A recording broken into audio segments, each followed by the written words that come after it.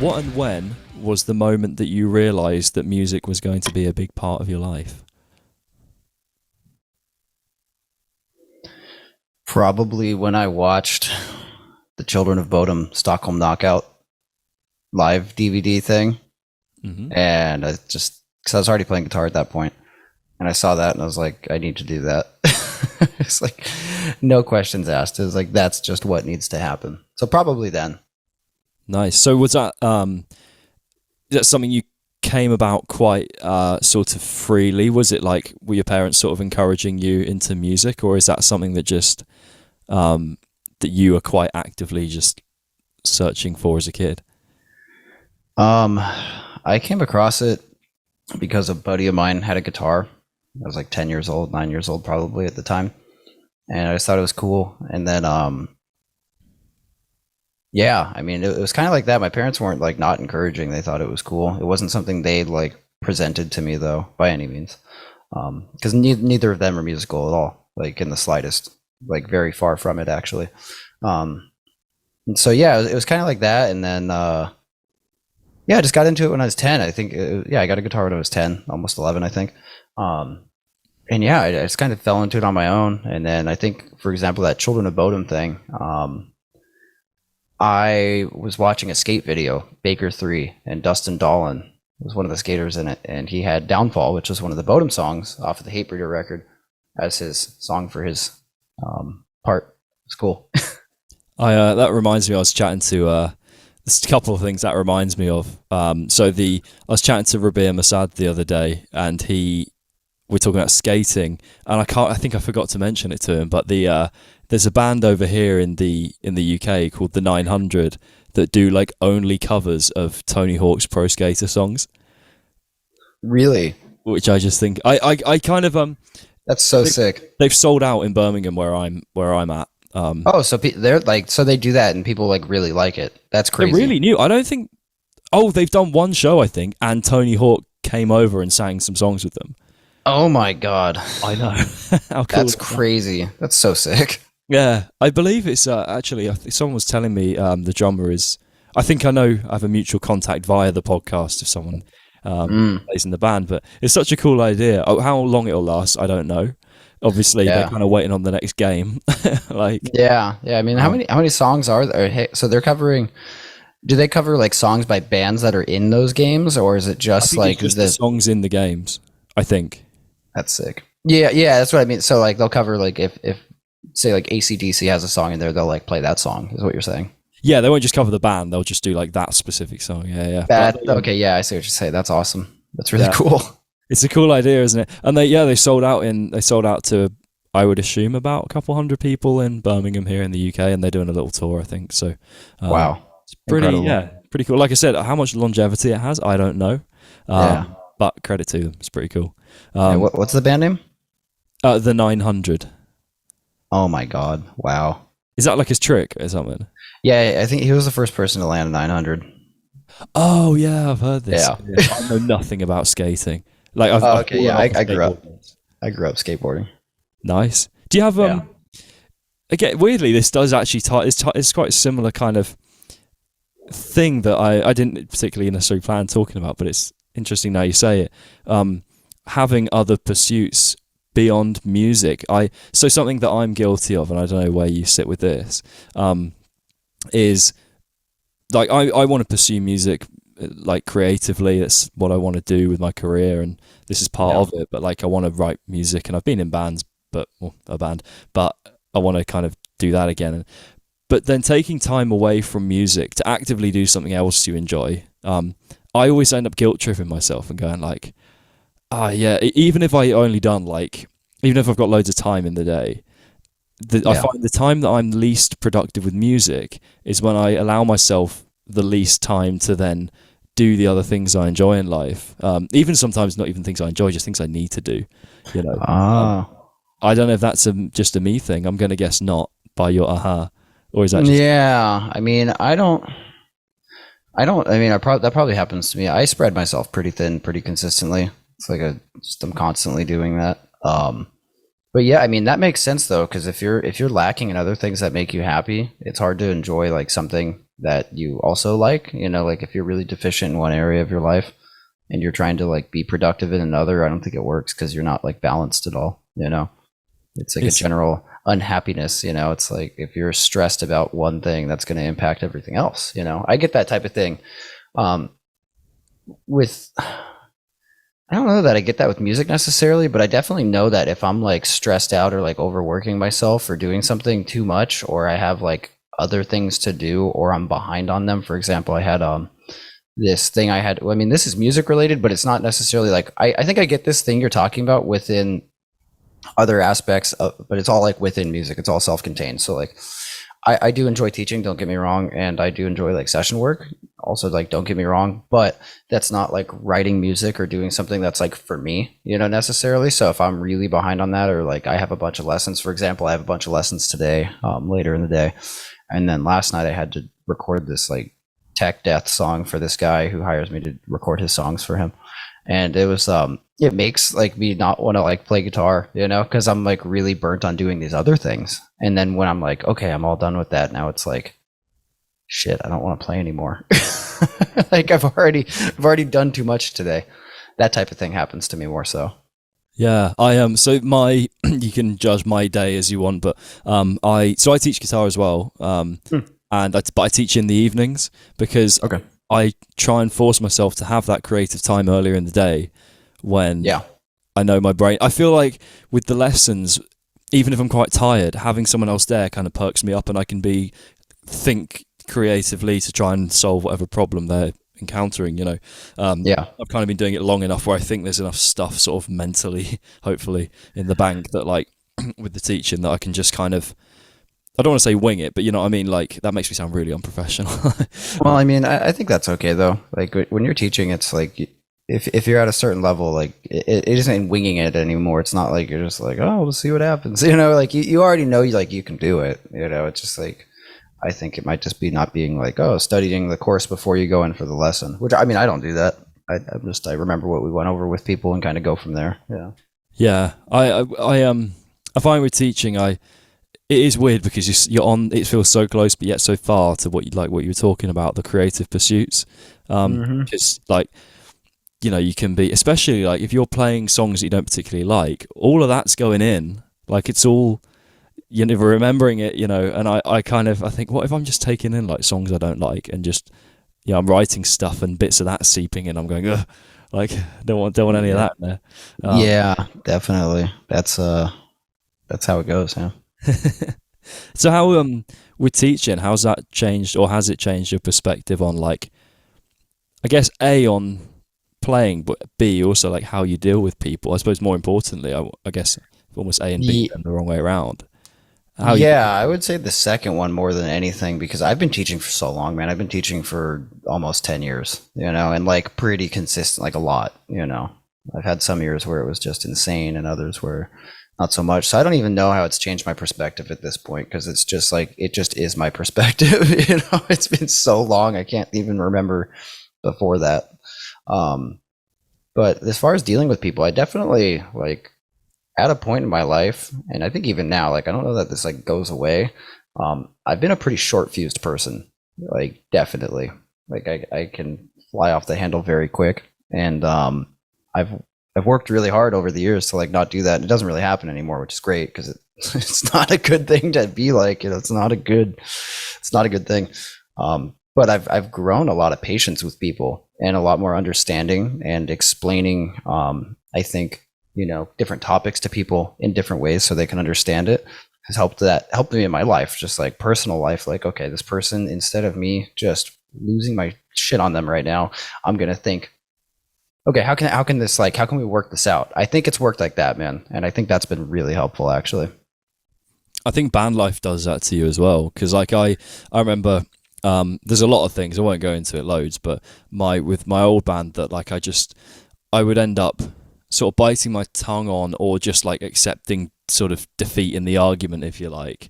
Not just in by means of like, oh, I guess I was wrong, or it's more like squashing the ego a bit and just saying, okay, let's go with this and see what, you know, maybe you're right, like, or trying to maybe accept. I'd be interested to hear your take on it.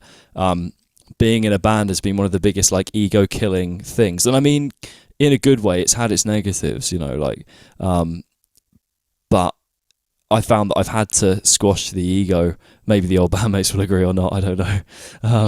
Yeah.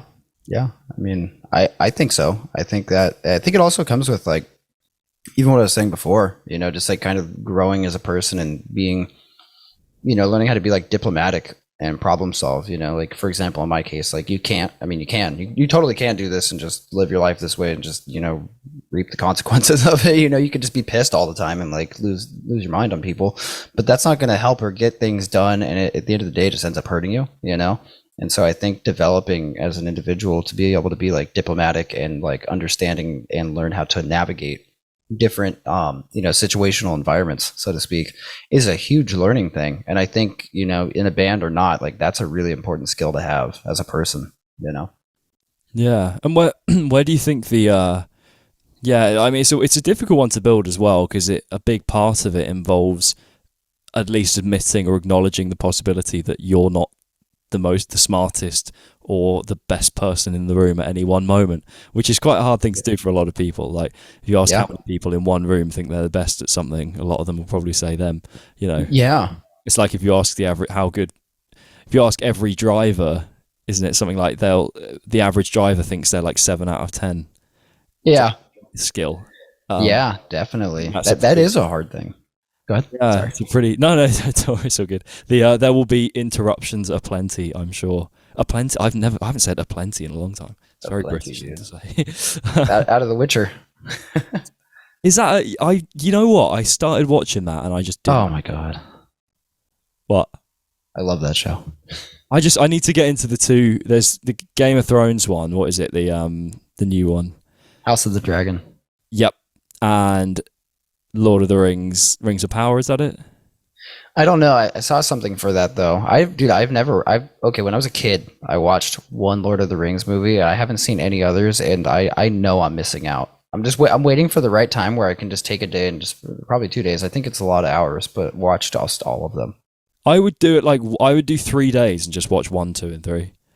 I think try and do it all because you'll lose concentration after one. Yeah, maybe. I mean, I've done that, like the John Wick movies. I did all of those in a day, and it was like, by the end of the day, I was like, I'm so desensitized to murder, it's unbelievable. It's like I've seen so many just like gruesome deaths in this trilogy in one day. It's like, oh, well, there's another one. What I've learned about you so far today is you're a short fuse who is desensitized to murder. Yeah, exactly. That's perfect.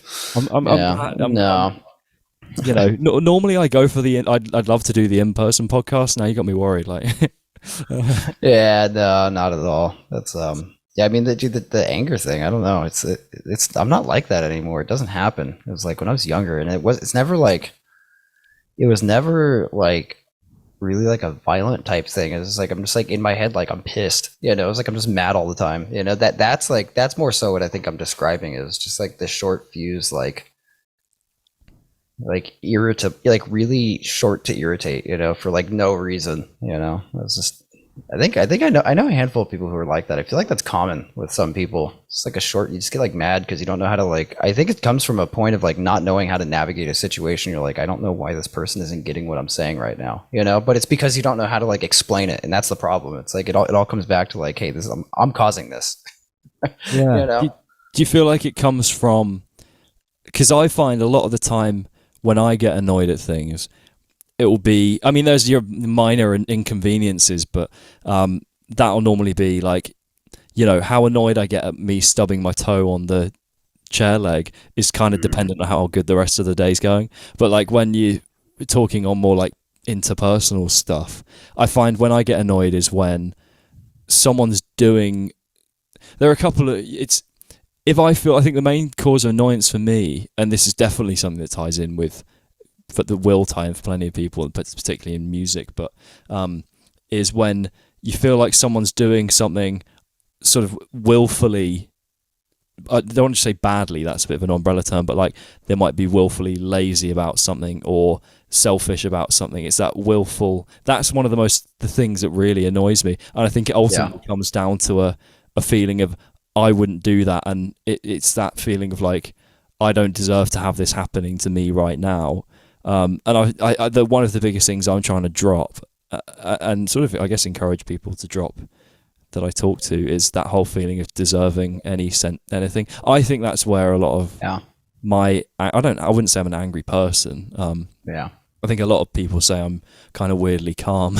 I mean that's the same thing with me as well. That's one thing I will say about like me, I guess, sharing that about myself. Like almost no one knows that. People are like, really? You get like, you've had like a short fuse? Because I'm really calm. You know, that's the funny thing.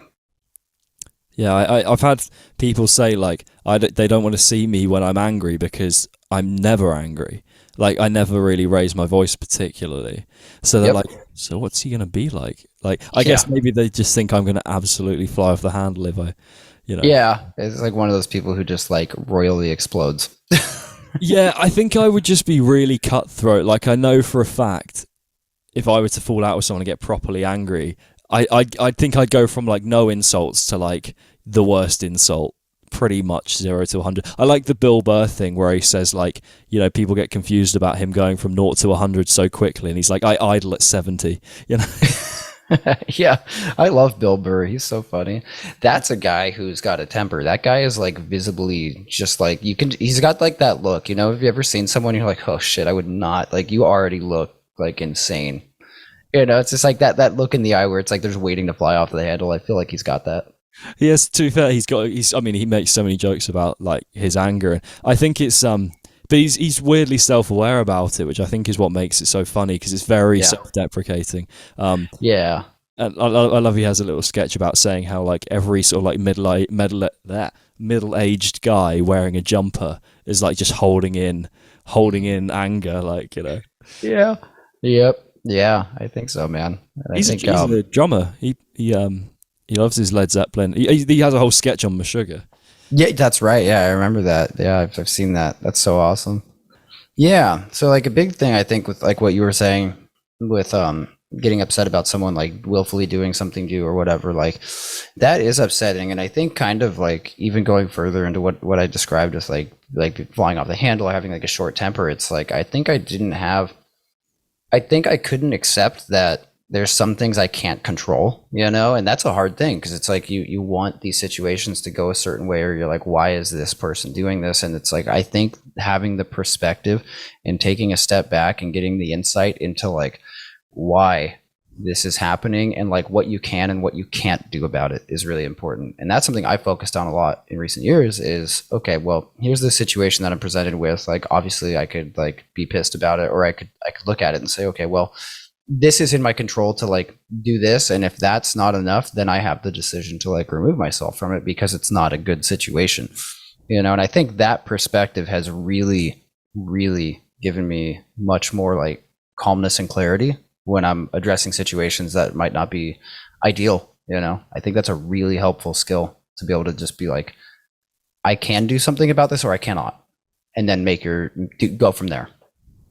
Yeah, I think there's something about like I don't honestly know what it is, but I feel like there is something about people in the music industry that struggle with some of these like ideas, and I don't mean that in a sort of critical way. I'm like, you know, I'm kind of including myself. I don't know if it's just people with a creative brain that kind of lean towards some of these things, of especially that feeling of deserving something. I guess when you're a creative person, you create content. I don't mean content like in the social media BS kind of link in bio. Yeah, exactly. I write that a lot. But yeah, not in that sense, but like any like valuable kind of creative content, there's always that feeling of like wanting people to kind of understand and see your, you know, like everyone wants to put something out and 10 million people see it, you know. Mm-hmm. Yeah. How's your? I don't think I've ever had that happen to me where I feel that kind of thing. I don't think I've ever. I think I've always had like definitely like a reasonable amount of like humbleness with that. You know, I've never been like, this deserves this. You know, like that's just not how it works. You know, there's a lot of people like anytime that crosses my mind, I think about people I know or like dudes I see online who no one sees their shit. And I'm like, I think they deserve more stuff. It's never really been like, more people need to see my thing. I've had issues with like Instagram and like shadow bans and stuff like that. Like that's pissed me off, where it's like, this deserves to get the actual reach it should, but it's never been like, this deserves like greatness. It's like, I would just like my account to work. That's all I want. It's too much to ask in this day of age. Did you have dude? It is, man. Yeah, having your social media, and I've had things get reported and stuff, and a lot of it's been like really silly, in my opinion. It's like, what, but now I have just like this seemingly endless stream of problems with my account. It's like, I'll post stuff and it's like seen by 80 people. I'm like, dude, what? Well, for perspective, so the I can't remember. I was looking at like the stats on the podcast purely on the Instagram, right. And like I think in the last 90 days, it's got about 90,000 accounts reaced. Nice. The amount of followers that equates to in the last 90 days is probably like, I don't know. It would be like less than 100 in the last time. And it's crazy that like, I don't know if that's just, maybe you can decide for yourself. Maybe that's a poor reflection of me. But no, I mean, dude, it's hard. I think things are really oversaturated. I know that, for example, like I've been shadow banned for using the same hashtags. Like, and this happens because like what you can do to check is like, so for example, I have like multiple accounts. I've got like Interloper, I've got Voidbringer, and I've got mine, right? You can go look at like the tags. So say you post hashtag like podcast parties, like I don't know, whatever, and you go to like another account, like say your personal account versus the podcast, and you look up that hashtag and hit recent. If your post isn't showing up there, you're shadow banned. And that is how it is a lot of the time for mine. It comes and goes, but like that can happen, and that makes it really hard to grow because it's like you're using this tag that you're supposed to use. Like Instagram says, use hashtags so people can find your stuff. Here's like the name of my podcast, but you're going to be punished if you use it too much. It's like, what? It's crazy that like you're meant to find your niche and you're meant to be specific with what, I think they like you having this, like, I don't know, they don't want you to just put hashtag Instagram, hashtag, like for like. They don't want that shit. They want you to put the hashtags of the thing your post is, because in theory that's going to find the right people. But then you can't then tell people off for using the same. Like, I talk to metal musicians, rock musicians, a bit of just like some just more, I don't know, a lot of guitarists. So, hashtag metal guitar, hashtag metal talk, metal musician life, stuff like that. Right. I use all the time because it's just like, it's exactly what it is. And yeah, it's a new guest, but it's the same kind of like, same topics of conversation. Obviously a whole other take on it, but Instagram doesn't know that. Yeah. And the problem is it gets, the thing with like the saturation, like where the problem comes in is I think they do that to avoid spam, right? Like that's the like the golden idea of it, which makes sense. It's like, yeah, no one wants spam, but like if that's what your account is about, which is not spamming, you shouldn't be punished for that. And it's a shame that they don't have like a better way to figure that out, because at the end of the day, then you get shadow banned and now no one new is seeing your stuff. The only people who are possibly seeing your things are people who follow you. And even that percent is getting cranked down because now you're shadow banned. It's insane, man. It's insane.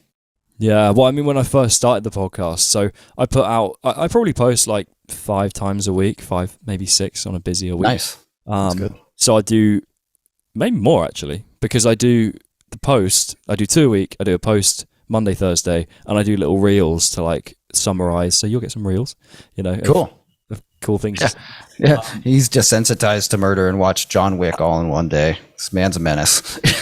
There are some reels where I just like, someone will say something and I just know I could take it out of context and go for clicks, but I'm like, they're never going to come back. So what was I going to say? Yeah, and I think what happened is when I started the podcast, when I had like 10 followers or whatever, right. Obviously I'd put those out and no one would see it. So I think Instagram, I do same hashtags, whatever, and I think it just for a very long time, it started getting better now, but I think it for a long time was just like, oh, this guy's boring. It's like, no. Yeah. It's hard, and it's hard to like break into that type of stuff, because even going back again to like the saturation topic, like outside of spam, it's like, dude, there are so many people doing things. It is insane. I mean, I remember, for example, and I feel like a fool for not like sticking to it when TikTok came out. Like I remember when it launched, and it was like I don't want to do this. And I remember like I did it obviously, and I gave it a couple goes, and I was like, I don't want to have a third thing to deal with here, you know.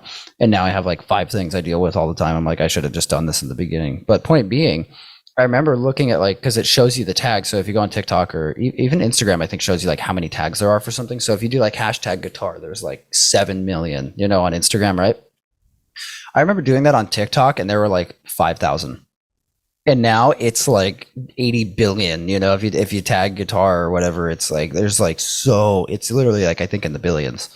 And so there's so many people trying to like do these things, whether it's a podcast, whether they play guitar, whether they do covers of stuff, whether they sing. It's like, it is so hard to like make your way through, because there's already so many people doing that who are like up here. Yeah, the thing I've YouTube Shorts seem decent. Oh, yep.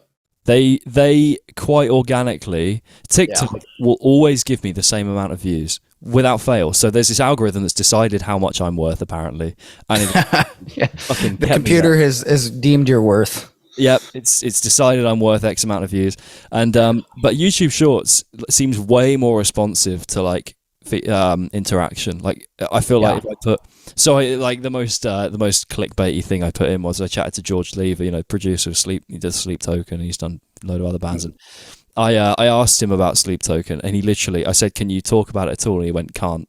And I was just like, "Cool," and then just moved on. So of course I named it George Lever on Sleep Token, put that on, and then that got loads of views, you know, more than all the others. But I knew, I was thinking, this is going to be a test of how responsive this is, and it's my most viewed short on YouTube. So I think it is quite responsive, and the ones I've deemed more interesting have done better. Whereas sometimes on Instagram, it will just blow up this reel that like, I say blow up for me. That like I think maybe isn't as interesting as the others, which suggests to me it's just casting the net. It's not actually listening as well.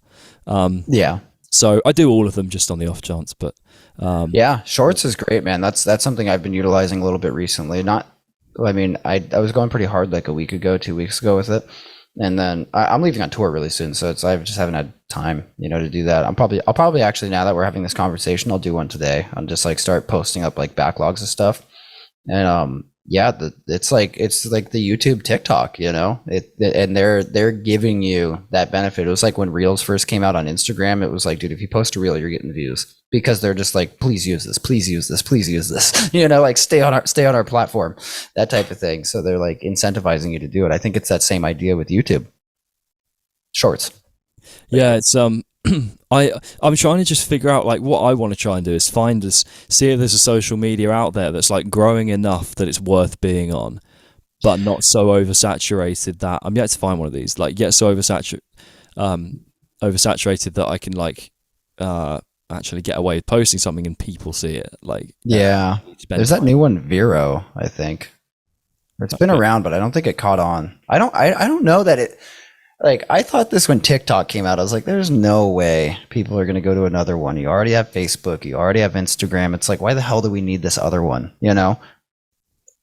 Joke's on me, you know? But I don't know. It doesn't seem like, what more do you need? Like, how much more time do you need to spend on a phone? I mean, I don't know. Well, yeah, it's like, I mean, I don't actually, like, for example, I don't have a Facebook account for the podcast. That might sound lazy. It's more that just like I've got YouTube, and I'm on all the thingies, all the DSPs, and then I'm on Instagram, TikTok, and I'm just like, Facebook feels more like a website nowadays. What you can do with that, if you start a page though, this is something that will make your life easier, is you can link your Instagram with that Facebook. You cannot do it with a personal Facebook though. It has to be like a page, and you can, if you post on Instagram, it'll shoot it over to Facebook as well. That way you don't have to like go do another one, you know? Yeah. So I've seen the link. If you're thinking about doing it, that's an easy way to do it, where you don't have to like, be like, damn it, okay, let me go onto Facebook and do this now. It's like, it just does both. Yeah. Facebook has Reels, doesn't it? Yeah. I haven't had any luck with them. I haven't even screwed with that. I don't know. It's just like, actually, you know what? I did one and it got like 5 views, and I was like, I'm never doing that again.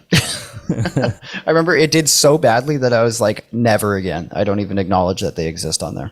Never try, never fail. Yeah, exactly. Yeah, speaking of the sort of going on tour and stuff, because you mentioned you're kind of going away. I had a look at the tour. It's quite a long. You're going away for quite a long time, right? How long? How long is it? Yeah, well, actually, it depends. What I'm gonna say has to depend on when is this gonna come out. I can tell you, it'll probably be. Let's have a look.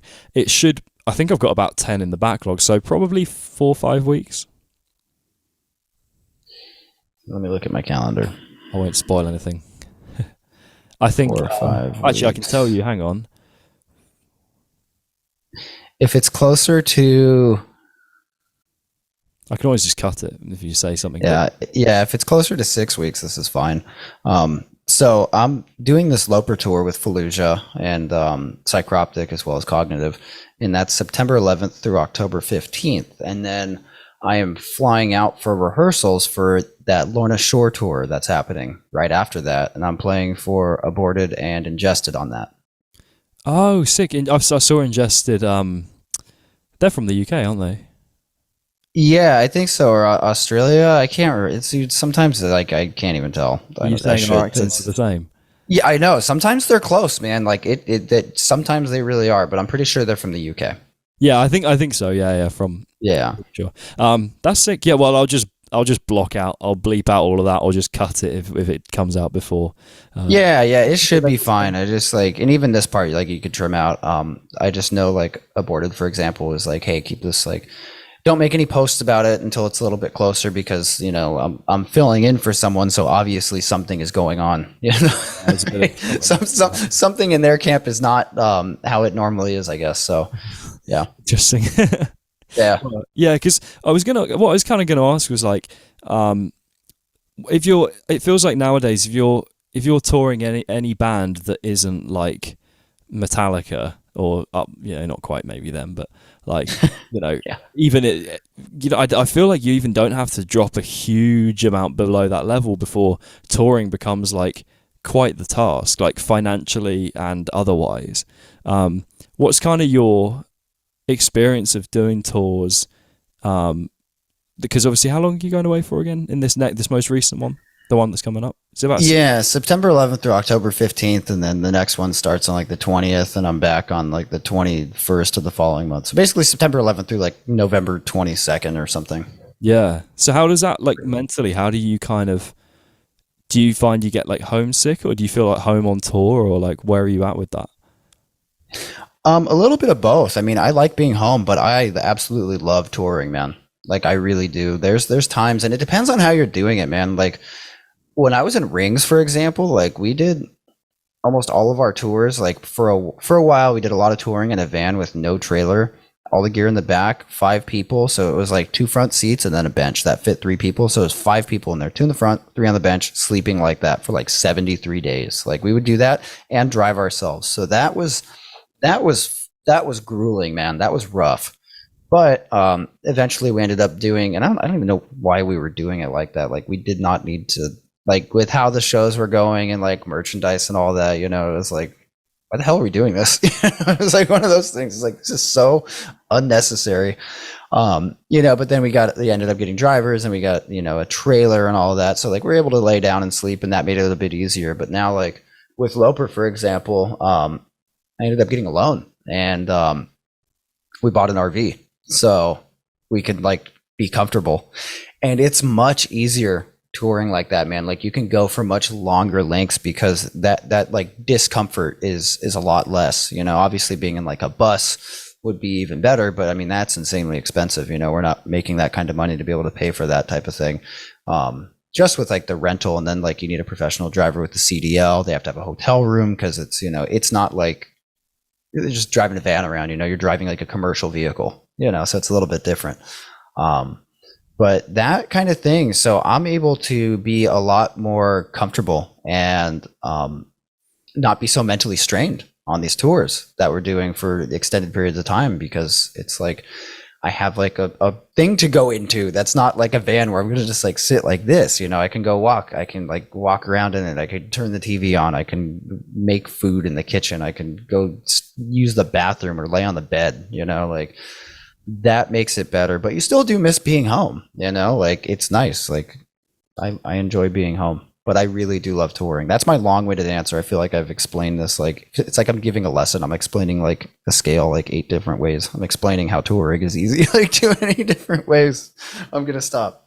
I feel I've said this to a couple people now. It's like the the amount. I think I've had more guests than not say about how they're ranting about something. It's like, it's cool. This is the whole point. We had 10 minutes and I'd just be like, okay, well, like, it's question, but it's like the whole point. Yeah. It's interesting.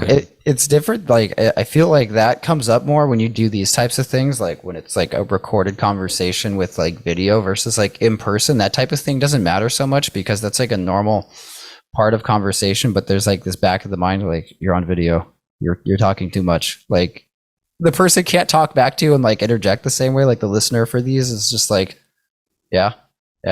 It feels, that's how I think about it. I think that's why I'm like, oh my God, yeah, shut up. I think the thing that I think is missed maybe with the online thing is it's a weird one. I think there's balance to be found because a lot of the podcasters that I love are so good at just not saying anything at the right time. And a lot of I think a lot of that comes from necessity because they're talking online, so they know that if they interrupt, it's not going to work.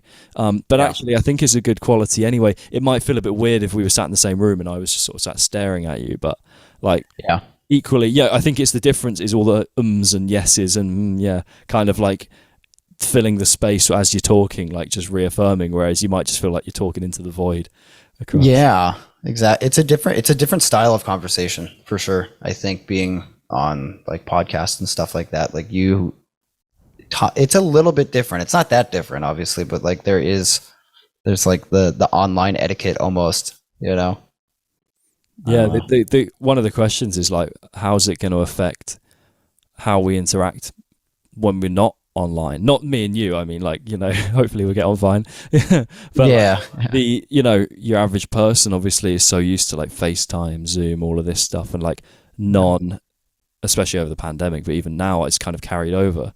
It's little things like, you don't always look at the person in the eye. You quite often look at the screen below the camera because obviously you're not going to stare at the camera. It feels a bit weird because then you can't. It does feel weird. Yeah, looking at the robot eye. Yeah, and it's like, I wonder if that's going to seep in or if it already is.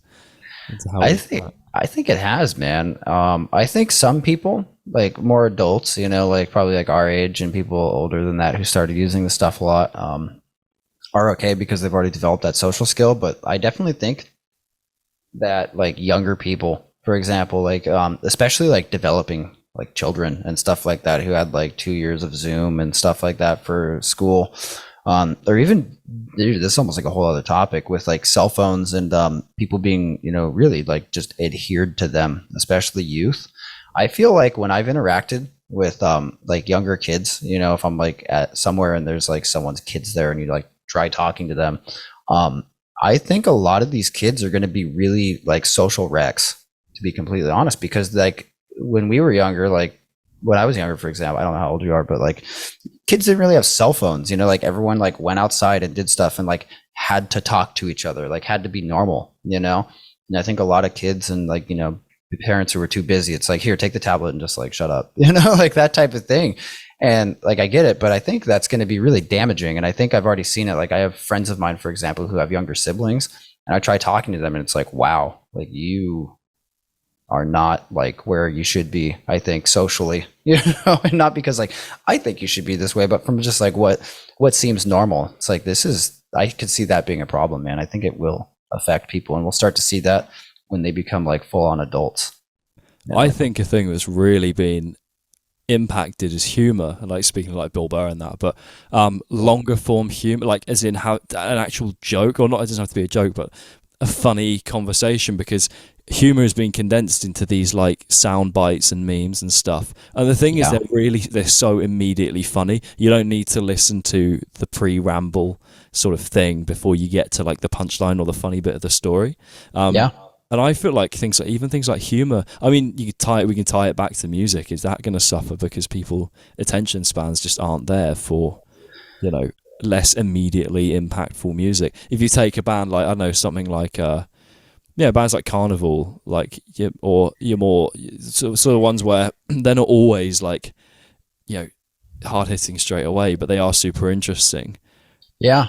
Yeah, I absolutely think so, man. I mean, you see that like the attention span. I've even noticed with me, like I feel like I have a shorter attention span, and I'm like painfully aware of this. You know, it's like something I'm aware of. I'm like, I hate that that's happening. You know, and it happens to me. So I think for the people who are probably unaware, you know, like I'm sure it really is. And you think about like TikTok and Instagram, everything's really instant grat. It's like I want this and I want it now. I don't want to do anything for it. I don't want to work for anything. Like it's a whole thing. Everything is so like immediate, I think, and that's a problem. You know, I again talking about the internet, I saw a meme the other day, and it showed this guy. It was like when like TikTok users when the movie doesn't have like a slow reverb thing within the first 5 seconds or something. It was like, oh my god! And it showed this person who's like bored out of their mind. But dude, I mean, I think it is there. People are making memes about it. Like it's a real thing. You know, people's attention spans are so short, and you look at like a lot of pop songs and stuff like that, or even like how records are released and stuff now. And I think this might not be a bad thing as far as like relevancy. And I don't know that this necessarily has to do with the attention span, but instead of putting a record out every 2 years, which like some bands still do, the new thing is like singles that like make up a record. So it's like every month or 2 months, like you're keeping your, you know, your band in this person's mind. That's been happening a lot. And I think that might have a shift with, that might be tied in with, what am I trying to say? I just lost my train of thought entirely. Talk about attention spans and really. Yeah. My attention span. Can't even remember what I'm saying. Perfect timing. yeah, exactly. And I'm talking about attention and I just lose my train of thought in the middle of what I'm saying. But yeah, I think that could be tied in with that. But yeah, man, I think it's an issue. I really should have just gone off on a whole other conversation there, shouldn't I? Just as if I wasn't even paying attention. Just to be like, so your thoughts on the score? Yeah, exactly. Something, and this kind of does tie in somewhat with attention and sort of anyway. With the kind of music that not just you play, but a lot of guys who play technical metal, and obviously you've got there'll be some metal gatekeepers out there being like, that's not technical, but you know what I mean. Yeah, there's obviously disregard the thought. Yeah, exactly. The something I found when I'm writing for myself, when it comes to, I write metal stuff, and I feel like when it comes to writing riffs or even chord progressions, even just grooves and things, I'm really bad at writing simple ideas. I'm not saying you are, I'm saying I am. I'm not just bundling you in with me in this whole situation. Because I feel like there's this sense where if I'm playing something simple, there's that bit in my head that's going like, will people still think I'm a good guitar player? Will they still think I'm accomplished or great? Especially when there's so many people out there where, you know, if you scroll through Instagram, the bits you hear are the sick riffs, the heavy riffs, the breakdowns, like the catchy hooky things. There are so many other parts to a song and so many other things that make a song great. Simple ideas that wouldn't maybe translate to a 30-second clip, but they do translate really brilliantly into songs. So I guess my sort of maybe not even question, but sort of statement is like, how do you deal with, it's a two-parter, I guess. Do you feel like possibly some of the faster, more technical playing is rooting, I'm almost asking if you're sharing my opinion of this, where some of it is rooted in this need to kind of show people how good you are, you know? And I'm not saying you come across like that. It's more, I'm just interested to hear. And the other one is, do you think that's going to, I guess the answer is probably yes. Is that going to change how music sort of is how it's going to sound going forward? Well, I don't necessarily feel that need anymore. I think I've done enough, you know, like shredding and showcasing, by playing in miscellaneous bands or even my own in the past, to where I don't really feel the need to do that, you know? But as far as, I guess, like the third part to that, so like where that does come in though, is like if I'm posting stuff online, like I'll deliberately probably like in a song, for example, like The Year's a Waste, the new Voidbringer song, I guess the debut one, the only Voidbringer song that's out.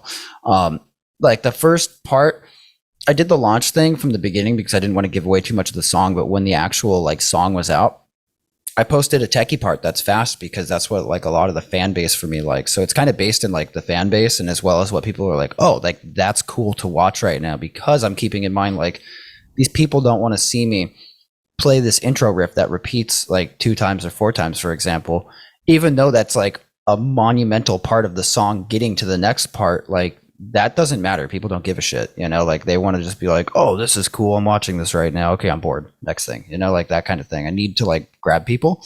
I definitely don't intentionally do stuff like that or feel the need to do that in music. I do like that type of stuff, so it does have an appearance, but like this next Voidbringer song, for example, is not like a shreddy song at all. It's very driven and like simple. Like I shot a playthrough for it, and it's like, this isn't going to be super fun to watch, you know, like there's some really cool parts, but most of it, it's like, it's about the song at the end of the day. So that's, as far as that goes. Yeah.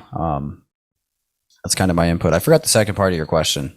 I think it was kind of, I almost sort of half answered it myself, but like, is that kind of what you were talking about, that like sort of writing to what you think people want to hear? Is that going to affect what we start more of in music? Yeah, it can. I mean, I try not to let it, because I don't think writing for that type of thing is necessarily good. I think it's wise to like keep that in mind, you know, because like, for example, when Loper launched, like we not launched, but like kind of launched as a full band, I guess. We had a song called Wishful Thinking come out, and we're like, dude, we want to do this like more like rock oriented type thing, and people did not like it, you know, because it was like, we have this whole fan base. If we were like a brand new band and no one knew us, that might have been different. But it's like, here's these dudes who are from like one of the gnarlier like tech deathcore bands, you know, and then we're putting out a fucking rock song. People are like, this is so stupid. You know? So like, keeping that in mind, it would have been wise to probably consider that. But at the end of the day, like, say that was what we ended up really wanting to do and was like, this is our thing, then it wouldn't matter, because we'd eventually end up getting people who like that. But I think in that specific case, we were like, we like the idea of that. But for me, at least, I can't speak for everyone, but like, I'm a death metal dude, man. I grew up like listening to Children of Bodom, like Winter Sun, Arsis, you know, like I just like that music, and that's like what comes out of me. So like, writing something else isn't necessarily like, I can do it. And I have like session files with just like literal like pop punk like type riffs and like songs, but I would never do that for like Voidbringer or Loper, you know. Like I might like it and it's fun, but it's not like me, you know. I've been finding what like I said, I left the band I was in. There's anyone that listens to this podcast regularly is going to know really well that I've left this band, but it just comes up in conversations. It's pretty relevant. But the I've kind of been thinking, like, because I was very much like the songwriter with that, and I'm kind of like, do I change? Because obviously it's a fresh start now. I'm like, do I change my sound? And I always go back to the idea of just thinking, well, trying to change your sound, like, it's almost something that you can't think about, or it's like, yeah, you've just got to play and just see what happens and see what you like, because that is your sound, isn't it, really? Yeah, definitely. Especially if it's for your own thing. If you're someone who does like I have a friend of mine who's written some stuff for like MGK and stuff like that, and he's also written like death metal stuff. Like he's able to do that type of thing and like put his mind in different places. But as far as like what he loves, that might be something totally different. Like what he writes for him, you know, is different than what he's hired to write for this person or this person. Mike's dangerous. Yeah, I know. Yeah, it's honestly, I got to be careful when I stand up here. There's a bunch of cables everywhere. So the go with the because I noticed you sort of now stepped into. Had you done vocals before?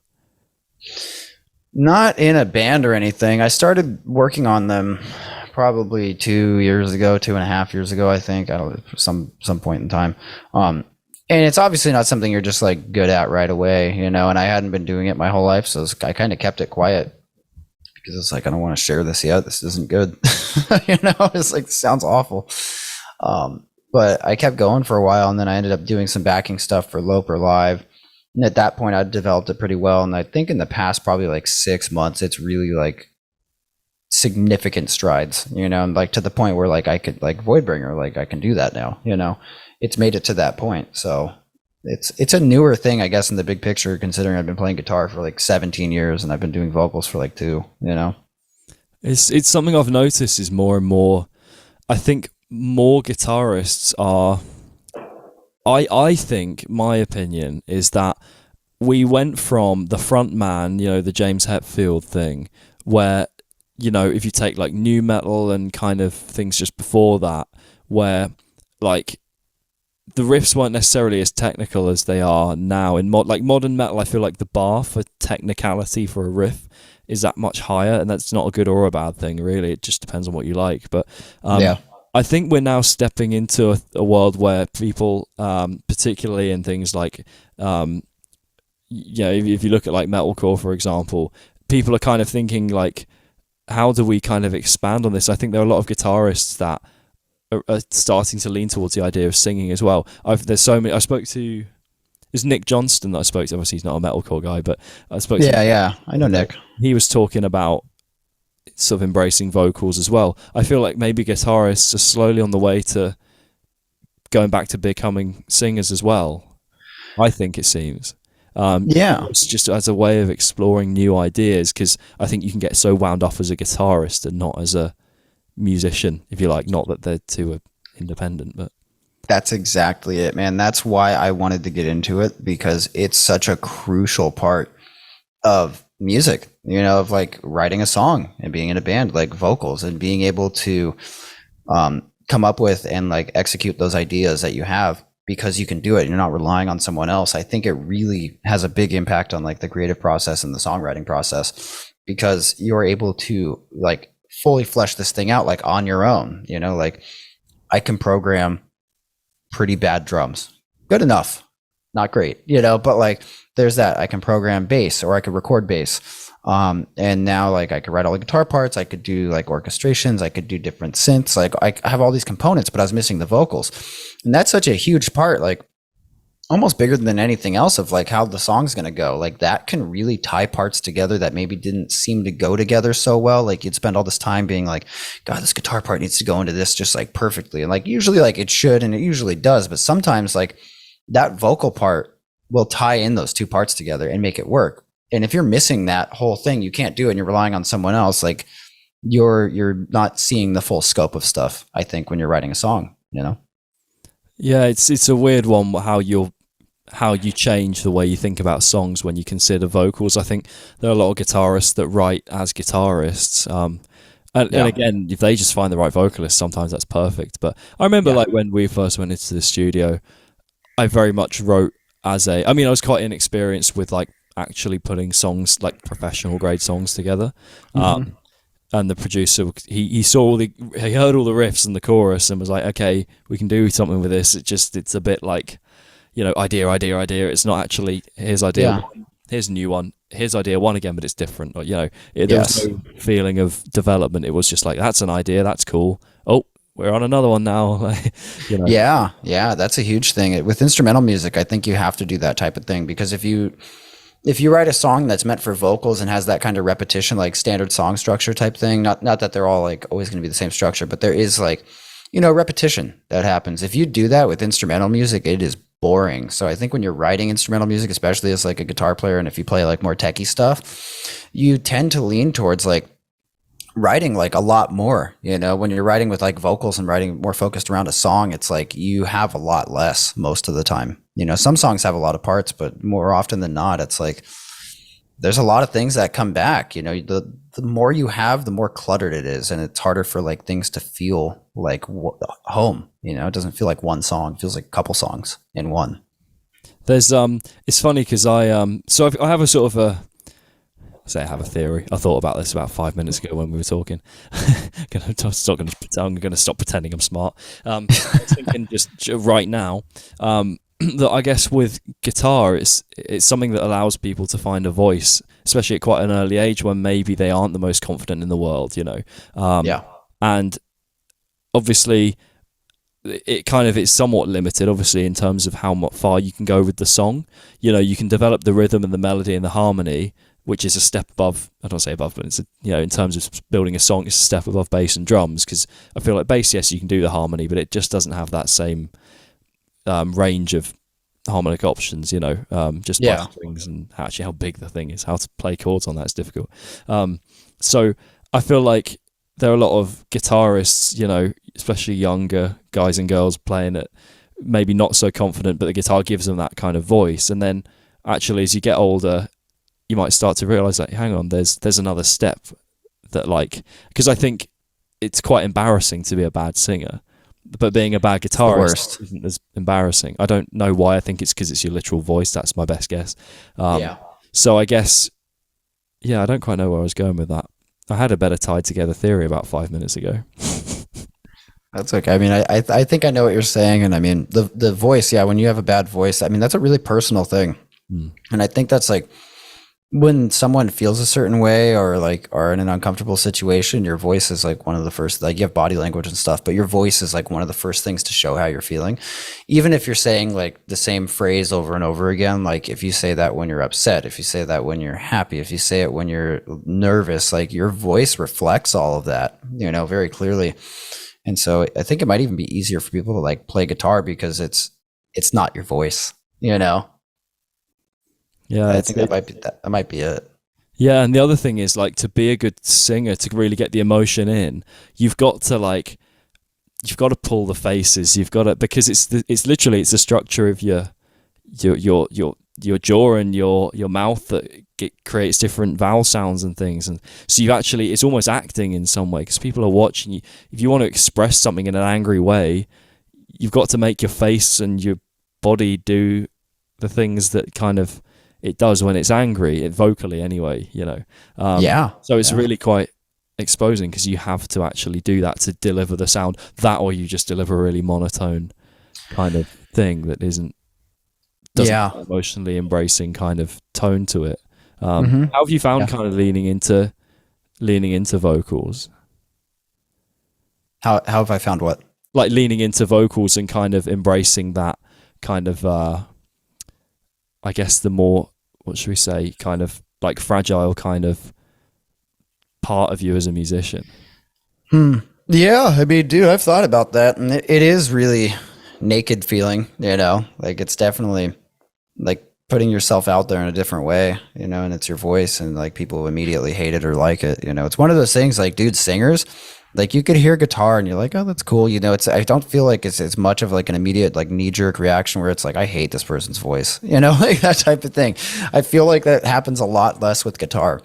So I've thought about that, but at the end of the day, man, what I want to do, I just wanted to do this, you know. I want to put music out, and I don't want to deliberate on it too much if I can avoid it. And I want to just do what I'm feeling. Like I'm not getting any younger. I have this just like overwhelming, in probably the past year, this like overwhelming sense of like, I need to do more, you know, like I need to do this. And it's just been like building and building and building. So I haven't really thought about it too much, you know, as far as like being exposed in that way, or like kind of leaning into it, I guess, and thinking about those things. Cause I've had the thing that's outweighed all of that is like, I need to put this music out, and that's it.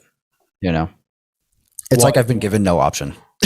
Why does that, or where does that I need to do more kind of come from? And when you say, I suppose A, where did it come from, and B, what do you mean by more?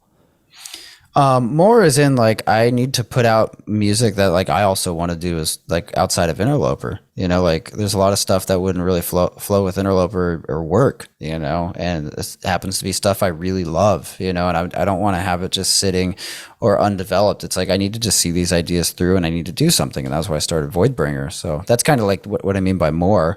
And as far as where that comes from, I mean, I've always been kind of like, had a pretty decent work ethic with music and getting things done and just working hard. You know, it's always kind of been something I've had. But I think a big moment where I really made the decision that I need to do that was when Alexi from Bodom died. That guy was like my guitar hero and just like musical like icon, or idol, you know, so to speak. And so he died, and it was like, damn, dude. I don't know. I don't know why that like made me do that, but that was like a turning point. I remember when he died, it was like a switch flipped, and I was like, I have to do this.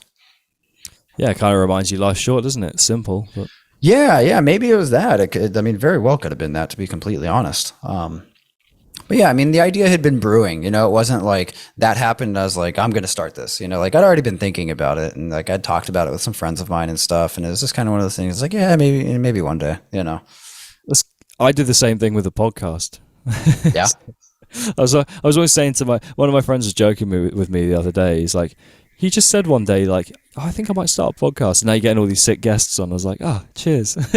Yeah, dude. I mean, another thing too with like doing music and pretty much any endeavor that's not like your standard like 9 to 5 type thing that you just get hired to do, you know, like anything that involves like a personal, like, I'm going to make this happen, you know, like I think there is a critical part of that requires you to just like make the jump. You can't, maybe you can, I don't know. I've never really like kind of eased my way into anything before. It's always kind of been like 0 to 100. You have to just make the jump and like go for it, man. And I think at some point, like if you're kind of wired for that, your brain is like, it's time, you know, and then it's like, you just have to do that and you go for it, you know, because I think that's just a big thing for commitment. So even going back to like your voice, you know, like if you're singing, you have to be like confident and go for it and like be in it. You can't like kind of half-ass it, you know. I think it's almost like the same principle with this, you know. You really need to just jump in and be like, this is what I'm doing. Yeah, I feel like the jumping in thing is so it's the most difficult step until you've done it, and then you're like, oh, life's still happening. Like I'm still here. Like not much has changed right now, you know. Yeah, it's a mental hurdle, dude, for sure. I think there are other aspects. I mean, there's financial ones involved too, like with Voidbringer, for example, like starting a new band, you know, art, production, you know, videos, you know, any sort of like content for it. Like a lot of that stuff does cost money. So there's usually like some sort of prep work involved with that. But I think that mental step just to be like, this is what I'm doing. And then once you do it, like you said, it's fun. It's like jumping in a pool. I mean, sometimes it actually is really cold, but like, you know, you get in, you're like, oh, it's not that bad. Yeah.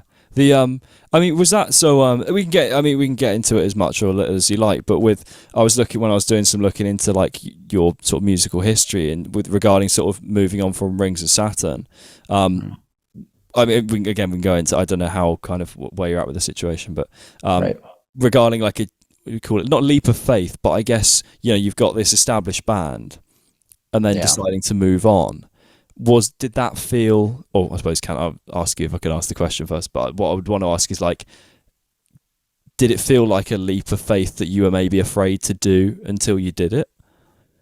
If that's a question you're happy. I mean, you know, I know what leaving bands can be something people don't want to talk about. So, I think I would like a bigger thing. Like I think Loper, I knew Loper like existed before that because I put some songs out and then I joined Rings like right after, like immediately after. It was insane. I launched Loper and it was like a month later. I'm like in this other band. I'm like, oh, okay. I guess I'm not doing Loper anymore. You know? So like it already kind of existed and like had some fans and stuff and like built up over the years. But that had been going on. Like the whole Ring situation was like not great as far as like how that all kind of ended. Things are fine now. Everything is fine. But I think I always wanted to do Loper, you know, that was like, I wanted to do my own thing. Cause Rings, like, you know, I wrote a lot of that O2 record and that was cool, you know, but at the end of the day, it still wasn't like, you know, my band. It wasn't like something I started and had like that kind of investment in, you know, and it's nice when you're doing something like that's your own. And I think I always wanted that, you know, and not just from a point of like, I want to be in charge and I want to be in control. Like it wasn't that, you know, it's like, I just wanted to have something that I am like fully in love with, you know, because I like the Ring stuff, don't get me wrong, but like that's not entirely my cup of tea either, you know. And so it's like this searching for just doing your own thing. So that leap of faith, I guess, like it was pretty scary, you know, going from like a major thing to like a band that has like a couple instrumental songs out that are like old, you know. That was scary, but it ended up working out fine. Like now Loper's doing stuff and now I've got like Voidbringer, like everything works out pretty well, you know. I think if you go into it with confidence, and like I went into it and I was like, this is just what has to happen. Like there's no other fucking option here. Like this is it, you know, like this needs to work. And with that mentality, I think you're able to get a lot more things done and see things through a little bit better, because when you're thinking about it that way, that's the only choice you have.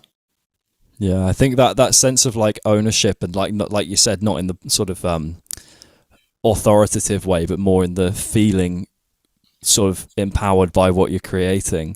Yeah, is integral to what we do as musicians, where there are some guys who absolutely love like working for other people essentially as musicians, and like credit to them. But I think like in terms of songwriters, whatever genre you talk about, like I to me, if someone said like I had to be a session guy for the rest of my life, don't get me wrong, I wouldn't hate it, but there would always be this massive hole of like, I'm not putting out I'm not sort of expressing myself musically, and that's what I'm after. So like all the success in the world would still feel a little limited, you know.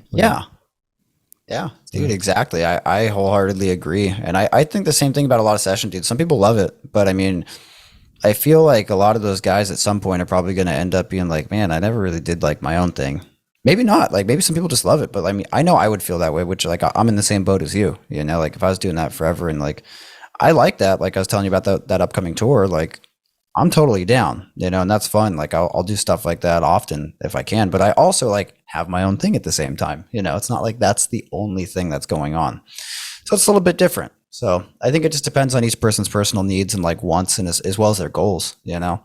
But I think having something to call your own, just like as a human, you know, as a person is like a nice thing, even outside of the music industry, you know, like you hear these people like slaving away for this job that they're like not really into and, you know, really working hard and they're like, they feel kind of empty about it. You know, I think it's the same principle. Yeah. It's kind of why I moved towards music, is that control over, well, life ultimately, you know. There's a million other things I could have stepped into. Music's obviously just the thing that grabbed me, I guess, which sounds a bit yeah, I think a lot of people who work and do that type of thing too. Like I think if you were to talk to people who have jobs working for someone else that they're not really like in love with, a lot of people probably have like that desire to like have their own thing. They're like, man, I like, or you talk to, I always wish I like, you know, I was really into this and I never like did it. And it's like, it's like heartbreaking. You know, you're like, that's horrible. You know?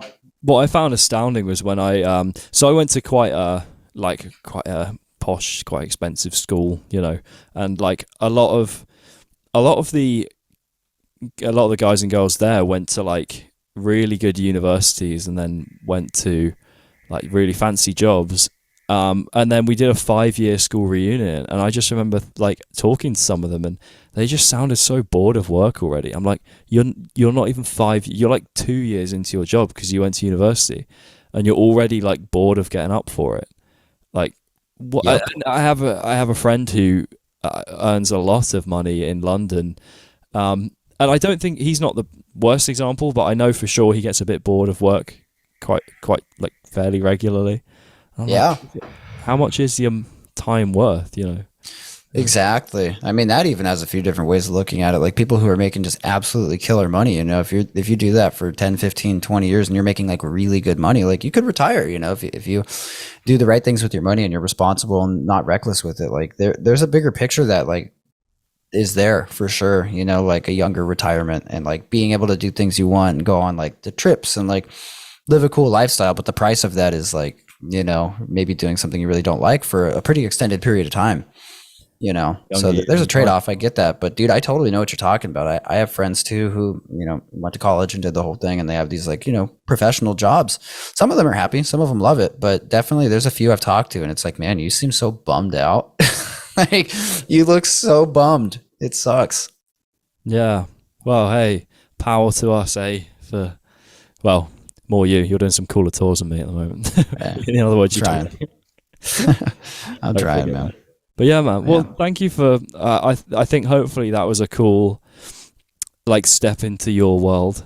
I think we covered quite a lot of cool different things as well. So yeah, and a lot of it wasn't even music, which was cool. Yeah. Look at that. All that talk about me saying power to us for stepping into music talks about everything else for now. Yep. Exactly, man. Yeah. So. As per my previous email, as per the beginning of the podcast, I need you to ask a question for the next guest, who I'll be chatting to be fair, in less than 24 hours time, actually. So okay, seeing if you want one. Are they a guitar player? Maybe. Oh, okay. So I'll do a less specific question. Oh my god, this is hard. Puts you on the spot. Because like does. I can't remember if I said in the email whether I do this or not. But I think it's better on the spot. Okay. I think I have one. I'm trying to think of how to phrase this. Oh, hang on. I'm mixing it up in my head. It's all right. You can verbal diarrhea out until I can help you put it into. Okay. Would you rather? Would you rather fight 100 duck-sized horses or one horse-sized duck? Oh. I think it'd have to be the duck-sized horses. I reckon you kind of wade through them almost. Like, yeah. I mean, there's 100 of them though. Who knows? Yeah, but they can't like climb or anything, can they? Horses can can't fly. They can fly? No, the ducks can fly. Yeah, but they're duck-sized horses. Exactly. Yeah. So never mind if I forget what I said. It's a good question. That poses a problem for the horse-sized duck. That's a big thing. Yeah, I think that'd be 100 of them. I mean, they'd be biting you and climbing on you and jumping, kicking you. Horse. Yeah, it's a good question. Yeah, there's another one. I don't know. I like that one as the question, but there's another one. If it was like, it was something like every time you go to your car, would you rather like? It was like the same thing. If you had to go to your car and fight like a duck-sized horse or something, like it's something like that. It's some stupid question, but I know the one. Yeah. I like the one size one thing or the other size other thing. Yeah, yeah. It's a silly one. Someone asked me the most ridiculous one the other day. It was like, what was it? Would you? I can't remember what it was. It was something like, would you rather fight a trillion lions or the sun? Or the sun? Oh wow! What? It's so ridiculous. I was like, that's amazing. It killed me. Yeah. Yeah. So yeah, okay, wicked. And then I need you to promote. Sorry, that's such a ridiculous question. And I need you to promote an artist as well that deserves some love. Okay. Irving Force. It's a music person. It can be any musical person or in the. Yeah, I think Irving Force. It's like electronic type, like metal. It's just awesome. Irving Force. He's a Swedish guy, and his music is incredible. Nice, awesome. And is there anything you want to plug to the world before we finish up? I guess just thanks to all the fans who help making what I do possible, and the companies Schecter, Seymour Duncan, Elixir, Hosa, Dunlop. It's a much easier thing to get done with their support. Nice, awesome. Yeah. Well, thank you very much. Yeah. Oh, I guess one other thing too, the Voidbringer stuff. That's huge. That's a new band. Go listen to Voidbringer. Awesome. I don't know how I even forgot to like mention that. It's like one of the most like the newest thing in my life right now, and I'm like, what about it? I was just like, is there anything you want to plug? Like, is there any? Are you sure there's something you want to plug? Yeah, definitely. Yeah, Voidbringer, Interloper will be on tour. So awesome. Which I may or may not have told people about, depending on when this goes out. There you go. Awesome. Cheers, man. Yep. Awesome.